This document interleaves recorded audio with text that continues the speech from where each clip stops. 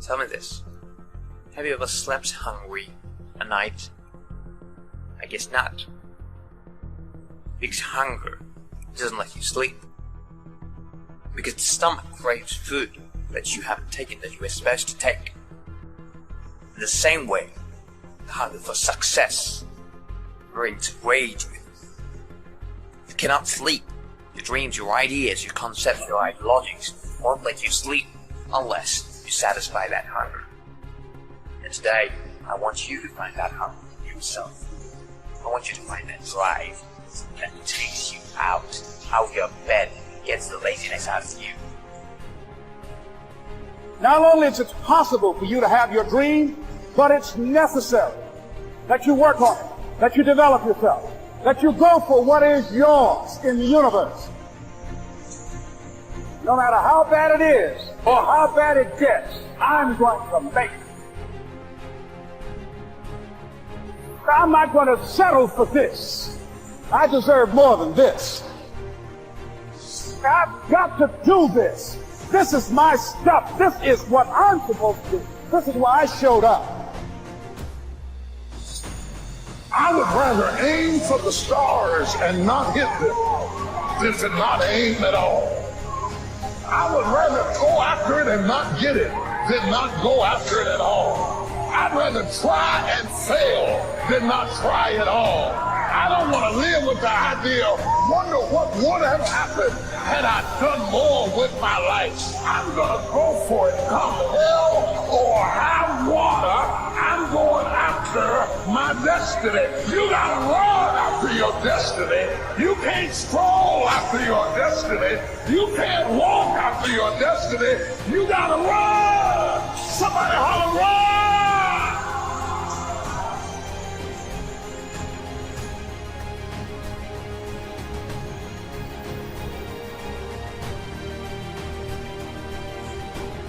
You got to find ways to increase your sense of self-appreciation, because if you don't, you're bombarded with negative stuff every day that beats you down. You will find yourself unconsciously engaged in self-destructive behavior. If you don't program yourself, life will program you. The first step before anybody else in the world believes it is you have to believe it. There's no reason to have a plan B because it distracts from plan A. If you can see it here, and you have the courage enough to speak it, it will happen.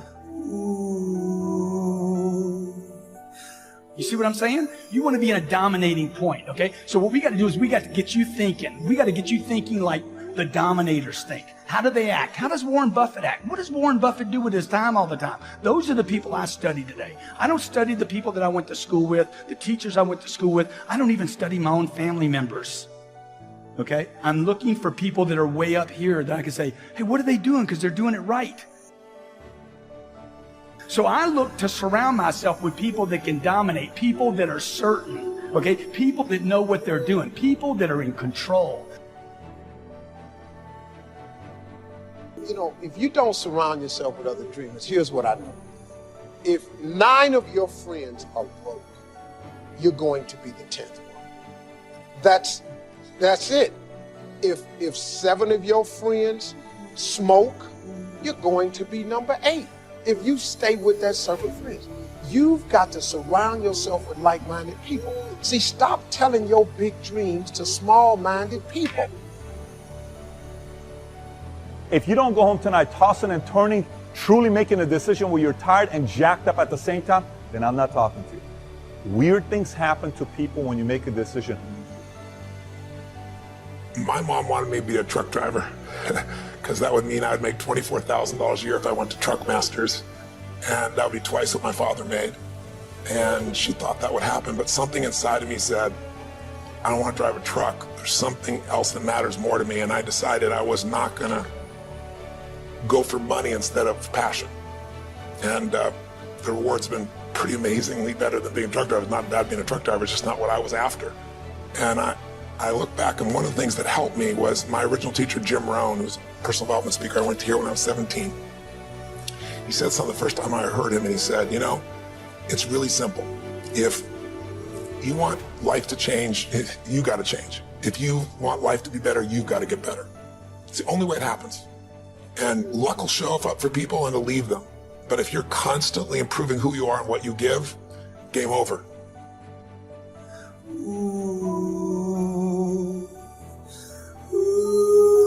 So look, if I can do this, you can do this, but it's going to be hard if you don't change your mind.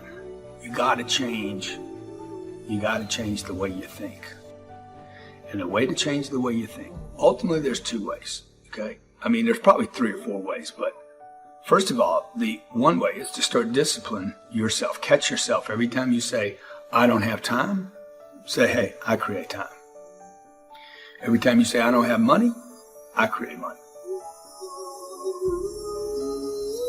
I put the third eye on Einstein's forehead because I respect him as a visionary and a person that can see what doesn't exist in most people's eyes. Most of you guys focus on all of the things that you can see. A visionary specializes. Only those who can see the invisible can do the impossible. Only those that can see the invisible. How do you see something that doesn't exist? You have to be a visionary. You have to be a person that can say, yo, I just seen something. I'm talking about people that really want to figure out how to move themselves forward. And, you know, I find that so many of us think that our dreams are unreachable or unrealistic, and it's just so sad. I mean, people think that their dreams disappear. And if that's what you think, congratulations, you're officially stuck. And the truth is that our dreams are always there, and they don't ever give up on us. We give up on them. But here's the secret. If you just force yourself, and I mean force, because I know damn well none of you want to do anything about this, but if you just force yourself to take a couple small steps, there's always a surprise. Everything I've ever done started with a fear. That fear of having a dream and that fear of, oh, I can't dream that, I'll never be able to do that. Right. It was important to know that, yes, you can have that dream, but you have to know honestly what it's going to take for you to achieve that dream. And so then I came up with the quote, and it goes for everybody, all genders, all races. Don't be afraid to close your eyes and dream, but then you have to open your eyes and see the reality of what it's going to take for you to achieve that dream. And a lot of people, they kind of see, whether it's musicians or athletes or entertainers or even just successful people, but they don't understand the thing that it takes for them to get to the point that they've gotten. And that's why it's a very important quote to me, and I think it has inspired people, and it inspires me every day. See, this is what people do. They set a target. Remember when you were a kid and you set targets that were big, giant, had nothing to do with reason? They were giant, right? And then you had some difficulty getting to it, and somebody said, what? Dude, your goals are unrealistic.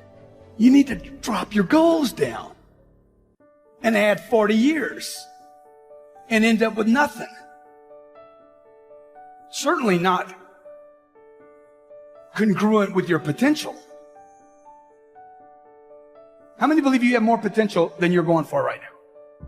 Dude, it's way up here. It's beyond what you're going for. So you want to set it here. I want to set my targets up here. I never lower a target. Never, ever. That's my target. I'll fail on my target. My whole lifetime I might fail on that target, but I won't let it go. Success is something entirely subjective.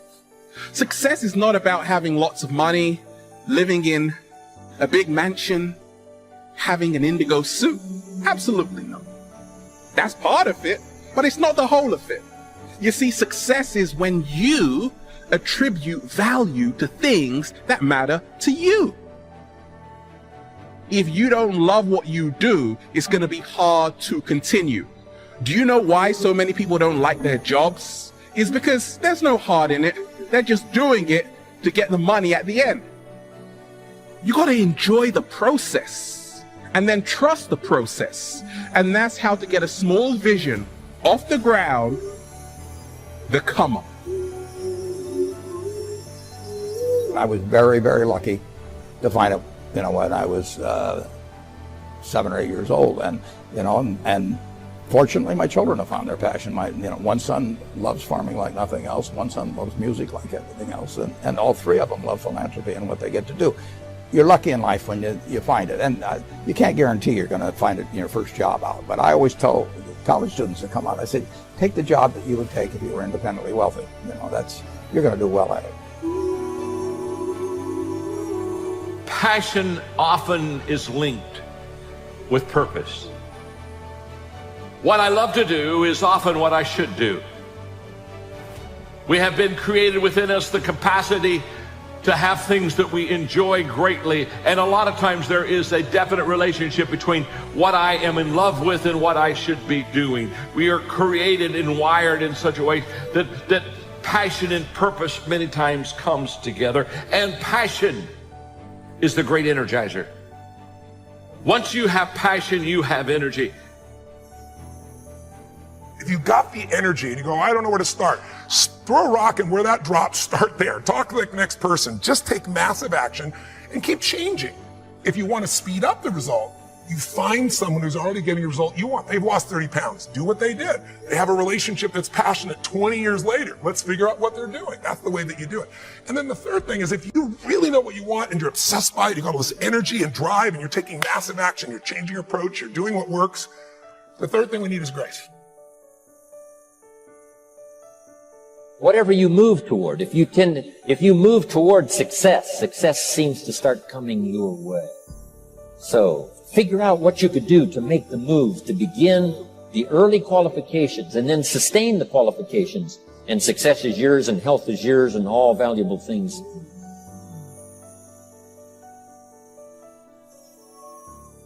So the point is you don't have to wait in line. You don't have to do it the way everybody else has done it. You can do it your way. You can break the rules. You just can't get in the way of somebody else getting what they want.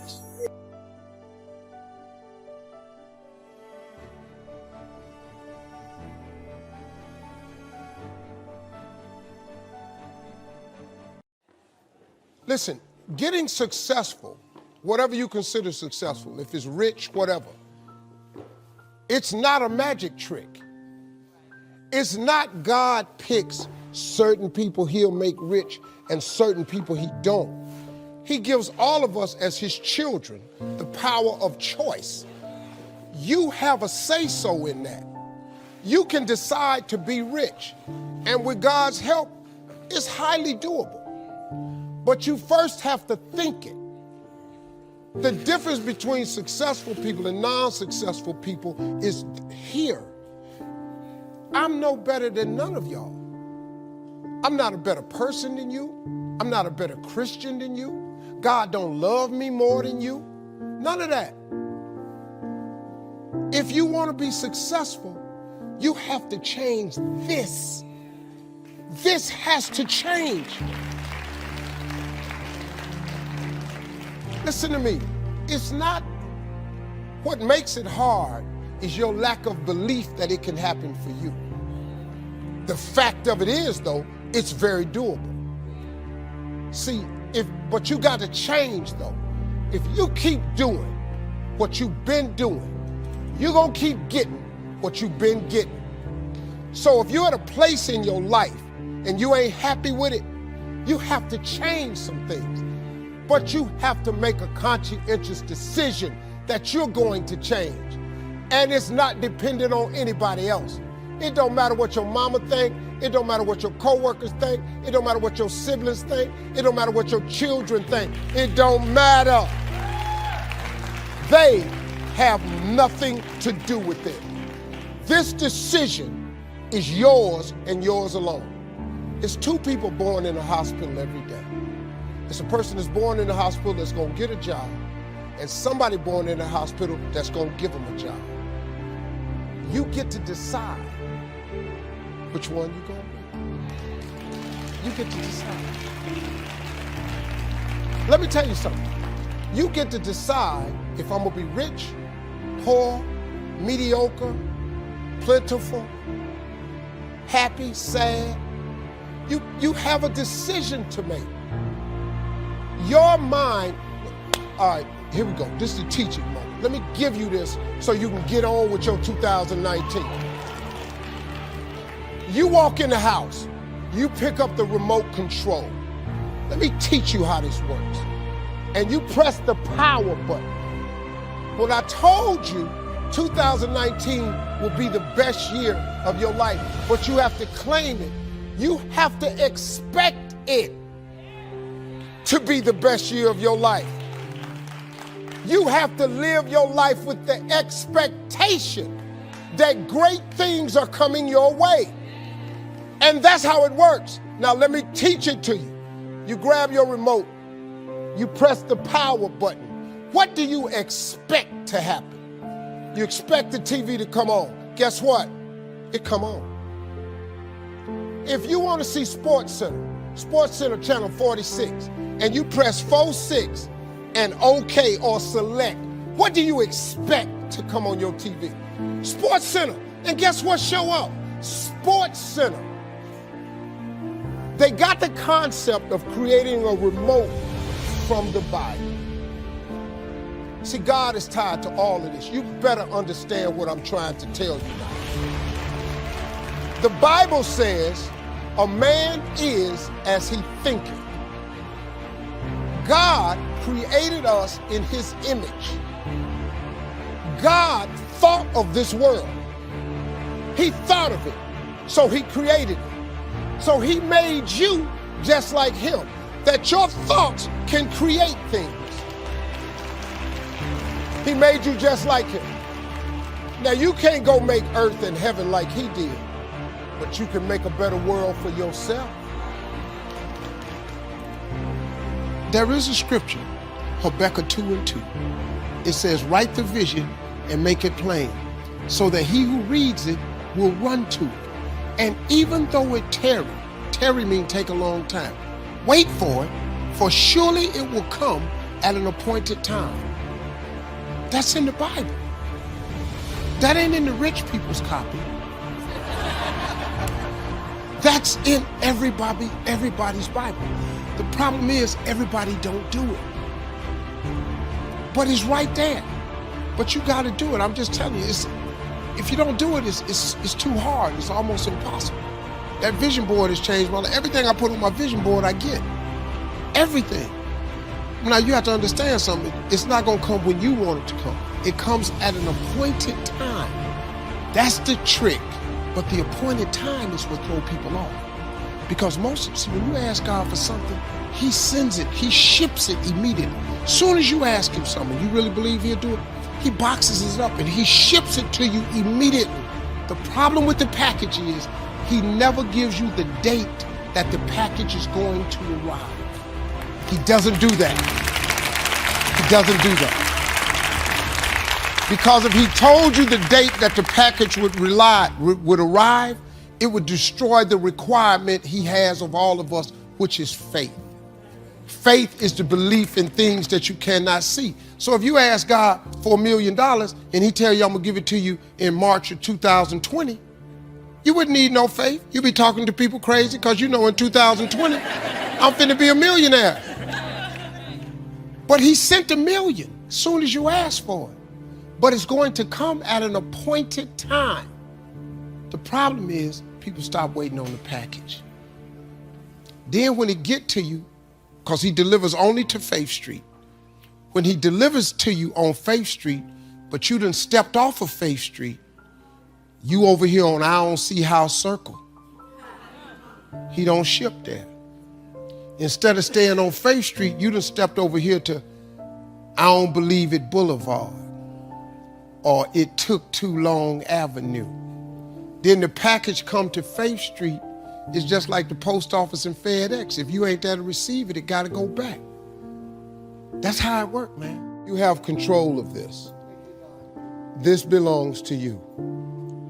This is yours. You're the captain. You're the master. You're the foreman. You're the general. You're the head. Don't give control of this to nobody, especially the devil. Do not let Satan come in here and function and operate because he has one mission: to keep you off course, to make you not think it's possible, to make you think that God don't hear you. His job is only to destroy you, to make sure that you don't become what God intended for you to become. That's the mission of the devil. Now, if you don't believe in the devil, this conversation ain't for you. If you don't believe in God, this conversation ain't for you. I'm not talking to you. I'm talking to people who are spiritually based. If you get control of this, that's why I'm telling you these two books. And look, the best book you can read is the Bible. If you read the book of Proverbs over and over and over, it's the book of wisdom and understanding. It would really help your life, man. If you just read, now, I'm gonna be honest with you, that's the only book in the Bible I've read cover to cover.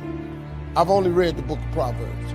I've read some scriptures every now and then. I only know 5 or 6 scriptures by heart. I'm just gonna be real with you. But I've memorized them 5 or 6 scriptures, and them 5 or 6 got me here today. I know a lot of people that know the Bible inside out ain't got nothing to show for it. You know why? Because they memorized it, but they didn't apply it. I have applied 6 scriptures to change my life. But these books that I told you about, The Power of Positive Thinking by Norman Vincent Peale and The Magic of Thinking Big by David Schwartz, you know what it does? It just teaches you how this works.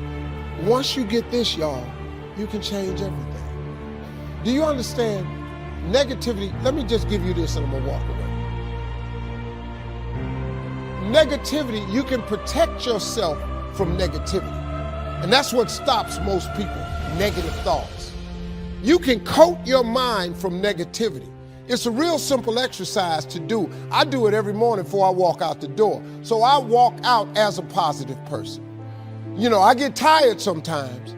That's different from being negative because I get mentally drained from my job at times. But to coat your mind from negativity, the way you can put a coating around your mind is with one simple thing: gratitude. Gratitude erases negativity. I'm gonna show you how this works. If you wake up in the morning and you start having negative thoughts, man, this ain't my day. I woke up on the wrong side of the bed. I'm tripping, I just don't feel myself. Every time you feel, in the middle of the day, if you feel yourself doing that, stop, just stop for a second. And start going over in your mind everything you have to be grateful for. Not everything you want, everything you already have. Because what you have is substantial. You just haven't gone over the list and taken inventory in a long time. But the fact that you can walk, that's a blessing. The fact that you woke up, that's another blessing. The fact that you can see, think, reason, that's another blessing. The fact that you can go somewhere and get yourself something to eat, that's another blessing. The fact that you can go and turn the key and call someplace home, that's another blessing. The ability to dream is a blessing. The fact that you have an opportunity to get it right is another blessing. The fact that you're beautiful, that's another blessing. The fact that you have any measure of health, that's another blessing. And I'm just talking to you, I don't even know you. I could give you 50 things you ought to be grateful for right now. I don't even know you. Start coating your mind with gratitude. It'll change everything for you. God is good, man. You ought to give him a chance to work in your life. Thank y'all for coming.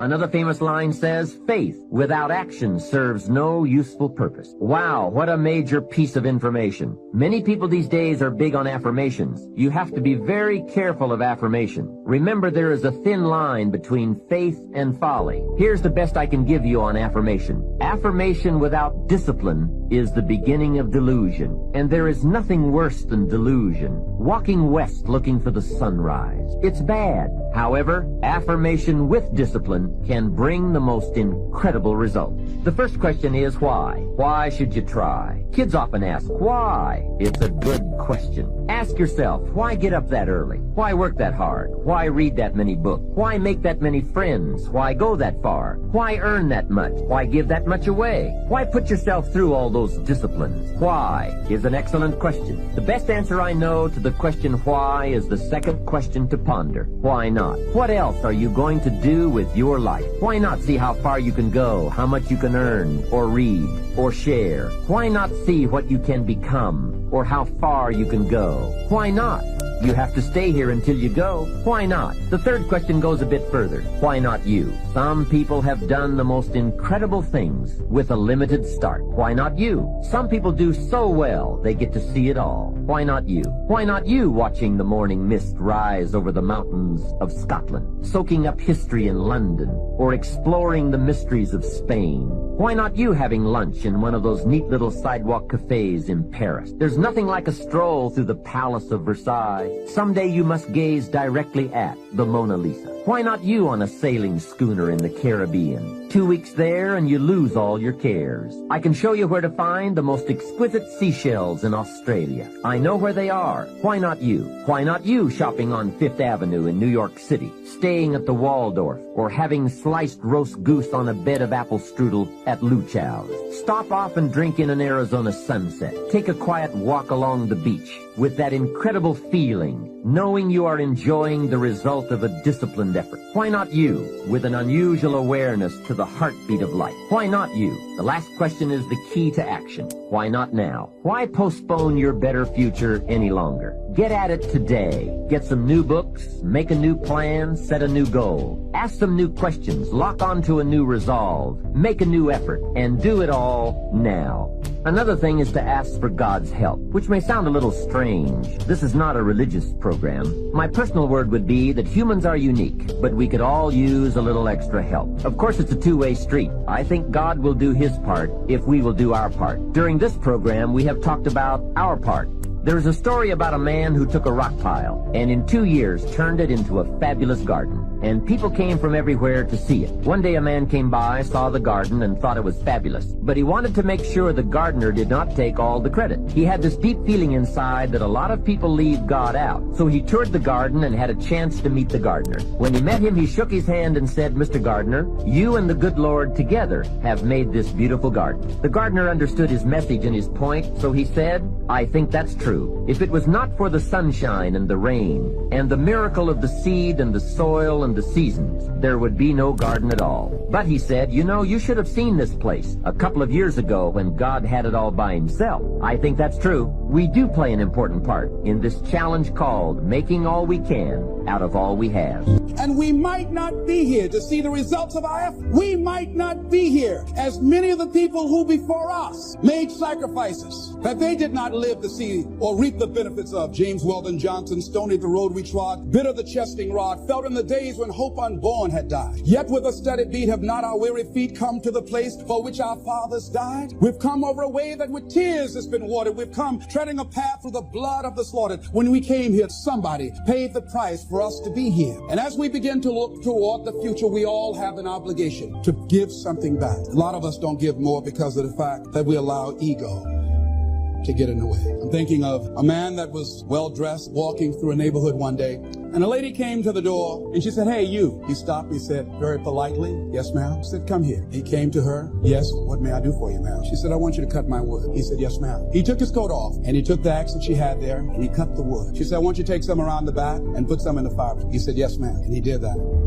And after he finished, she said, "What do I owe you?" He said, "Nothing, ma'am. Thank you for the opportunity, sir." She said, "Okay." And he left, and he was walking down the street with his coat over his shoulder. And her maid came up. She said, "Do you know who that was?" And the lady she worked for said, "No." She says, "That's the great Negro educator, Booker T. Washington." He looked out the window. She said, "His fat wife." She said, "Send for him." And that lady, that Booker T. Washington went in and cut the wood for, contributed several $1 million to his dream of building an institution of higher learning, Tuskegee Institute, that is standing today. These people hadn't been free in so long that free didn't seem to Have you ever been denied something so long that you got used to not having it? Have you ever been alone so long that you stopped being lonely? Have you ever been in a crisis so long that it became your norm? When the Lord turned again our captivity, it was like a dream. And the Holy Spirit told me to tell you, you're gonna dream again. When I get through bringing you out, you're gonna be scared to believe it. It's gonna seem like it's somebody else. When I open up a door for you, it's gonna blow your mind. When I set you free, you're gonna say, is that me? I don't know what to think about it. Is this my house? Could this be my job? Could this be my husband? Is that my wife?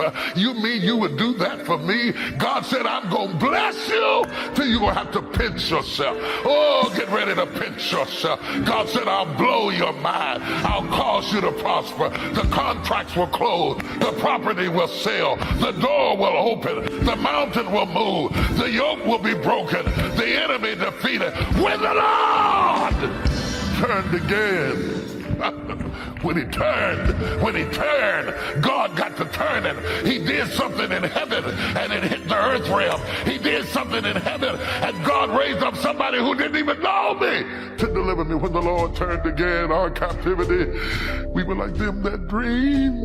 It was hard to believe. Then was our mouth filled with laughter and our tongue was singing. I want somebody to just start laughing right now. I want you to practice your laugh.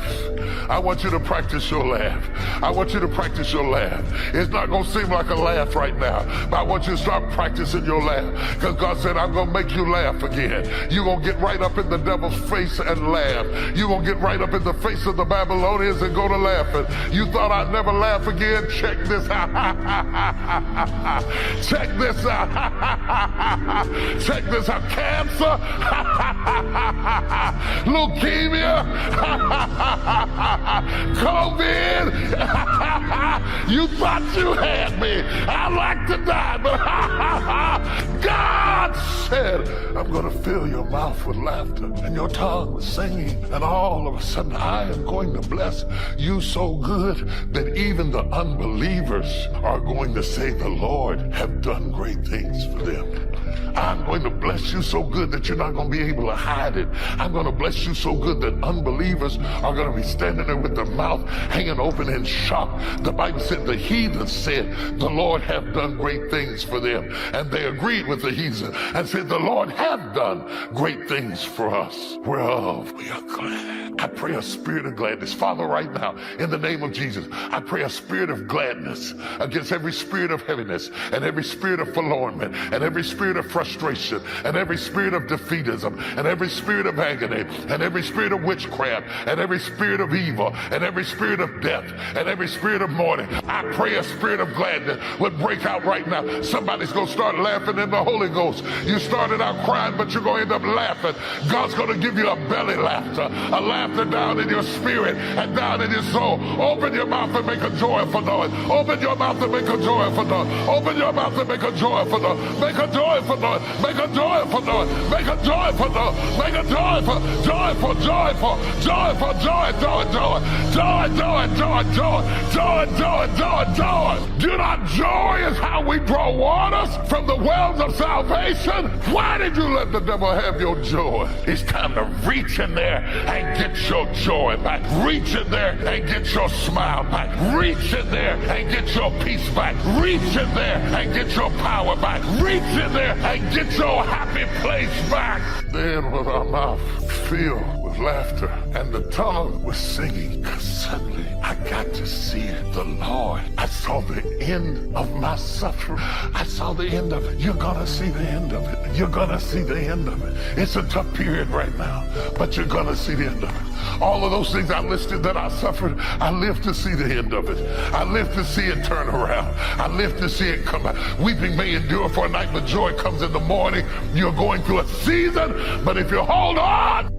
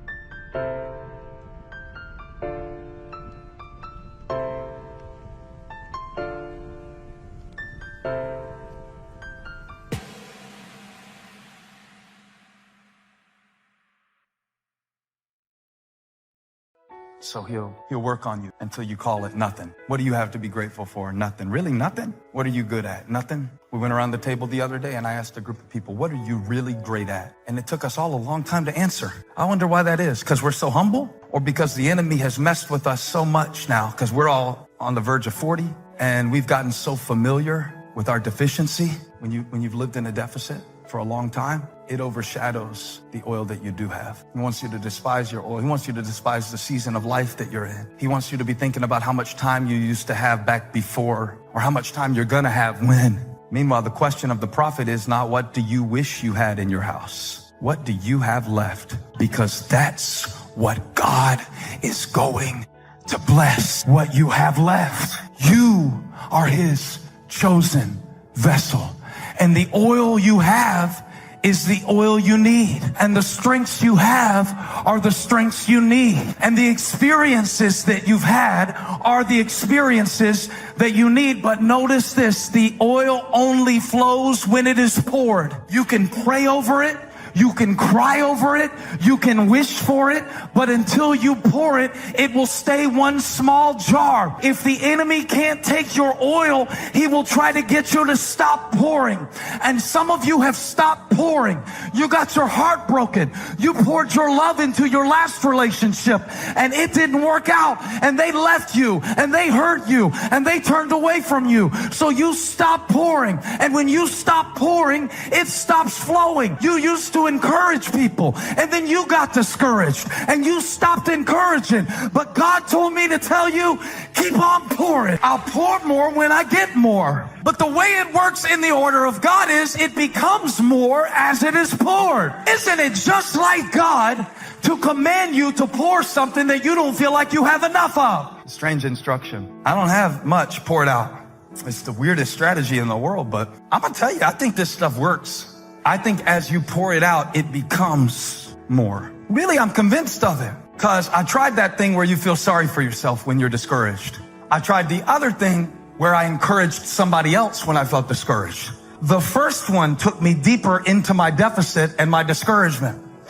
The second one is the weirdest thing because I didn't feel like I had it to give. I wanted somebody to encourage me. And bitterness will keep you from pouring what you have while you wait for what you want. Eat and sleep that, and that you do that. You do that. Discouragement is with gratitude. What messes you up is you focus on the thing that's not happening. And that causes you to get discouraged. So whenever you get discouraged, you have to change your focus from what's not happening to what has happened. And it straightens you out immediately. Because what causes the downslide is if you get wrapped up into what ain't happening, it get ugly, man. And it just snowballs. But you have to focus on gratitude. People don't understand how serious gratitude is. You know, it's a serious principle of success. It's hard to be miserable and grateful at the same time. You know, I learned this at my mother's funeral, man, which was like the roughest. That week of my life was like chaotic, man. I thought I was gonna die. My mama passed. I was 40. I didn't do good, man. I thought I was crumbling. I really, man, I didn't know what that was, man. The most important person to me was gone. I was crushed. I thought I was gonna die. And at the funeral, my mother was a Sunday school teacher for 40 years. And I'm devastated. My mother's in a casket. That's just not the picture I ever wanted to see, right? And I was struggling with her being up there. And the preacher stood up and he said, I know y'all hurting. I got 2 brothers and 2 sisters. He said, but I want y'all to look around at this church. My mama had been a Sunday school teacher for 40 years. Church was packed. It was packed. He said, the overflow room is full. He said, we've put up projector screens in the parking lot. We don't do that on Easter. We just set up projector screens in the parking lot because so many people then came to see your mother off. Said, because your mother meant something to everybody. My mama's funeral was filled with the hood, the gangs, pimps, the hustlers, the dope boys, the police, the politicians, church people. He started talking about, he said, look how full this church is. Look at the lives she touched. Look what she meant to so many people. We got people in this church we ain't seen in years. He said, look at this. And I want you to think of all the incredible things your mother has ever done. And then he started listing the things she had done around the church and what people had said about her. And we started smiling. And this was the first time I had smiled in a week. That week was ugly for me. And he said, now listen to this. You see the smiles on your face? He said, joy and depression cannot reside in the same space. So when you get down and you start thinking about how dark it is, I want you to remember everything your mother taught you that was good. And that replaced all the negative thoughts I was having. Because joy and depression cannot reside in the same space. Well, now, you got to take that concept and apply it to your life. If joy and depression cannot reside in the same place, when you get depressed and you get discouraged, you got to replace it with joy. Success is something you attract, not something you pursue. Success is looking for a good place to stay. So instead of going after it, you work on yourself. Personal development. See, the major question to ask on the job is not what are you getting? The major question to ask on the job is what are you becoming? See, the big question is not what am I getting paid here? The big question is what am I becoming here? Because true happiness is not contained in what you get. Happiness is contained in what you become. So that's our major subject for tonight, personal development. Of all the assignments Mr. Schoaf gave me at age 25, this was probably the most difficult. In fact, I'm still working on this one. I think it's an unending challenge to see what you can become. The next subject is called Basic Laws, and it's good to study the basics. And I call these basics primarily because they come from the Bible. Now, I'm not a theologian or a minister, and that'll be apparent. But Mr. Schoaf taught me that the Bible was a good textbook for ideas and stories and success equations, how to live the better life. I found out that was true. He also taught me that the Bible is as practical as it is spiritual, and I found out that's true. If you look at your bank account and your income and you're not happy, there's several places in the Bible to check to see what the heck's wrong so you can make the changes. And we're going to cover some of those tonight called basics. Okay, the next subject is my favorite, setting goals. Mr. Schoaf taught me how to set goals. What a favor that was. One morning at breakfast, shortly after I met him, he said, Jim, let me see your current list of goals and let's go over them and talk about them. He said, maybe that's the best way I can help you get a better direction started. And I said, I don't have a list. He said, well, is it out in the car or home somewhere? I said, no, sir. I don't have a list anywhere. He said, well, young man, that's where we got to start. He said, I can tell you right now, if you don't have a list of your goals with you, he said, I can guess your bank balance within a few $100s, which he did. And that got my attention. I said, you mean my bank balance would change if I had a list of goals? He said, drastically. That day I became a willing student how to set goals. And sure enough, learning how to set goals changed my life. And I often wondered why no one had ever taught me how to set goals up until age 25. I went to high school, but if they offered it, I missed it. I went to college for a year, never heard it. I worked for Sears, and to my knowledge, Sears never taught it, right? How to set goals. So here I am, age 25, married, my family starting, I've been to college, I'm working, and I still don't know how to set goals. But fortunately, when I was 25, I met the man who taught me how, and it revolutionized my whole life. Economically, socially, personally, it's incredible.